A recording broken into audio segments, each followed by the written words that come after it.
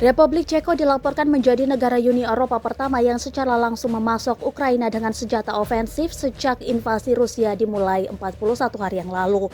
Seorang pakar pertahanan Ceko mengatakan kepada Reuters bahwa negara tersebut telah mengirim tank T-72 buatan Soviet dan kendaraan tempur infanteri BVP-1 ke Ukraina. Membenarkan laporan dari media lokal, penyiar publik Czech Television awalnya melaporkan pengiriman senjata ofensif tersebut. Mereka menunjukkan rekaman di Twitter dari sebuah kereta yang memuat dengan 5 tank dan 5 kendaraan tempur. Dikatakan pengiriman itu adalah hadiah yang disepakati dengan sekutu NATO.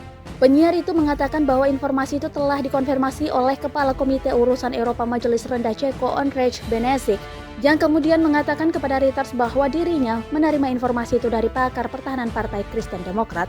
Sumber tersebut dari komunitas pertahanan Ceko juga mengonfirmasi bahwa tank dan kendaraan tempur telah dikirim, tetapi menolak untuk memberikan rincian lebih lanjut dengan alasan masalah keamanan.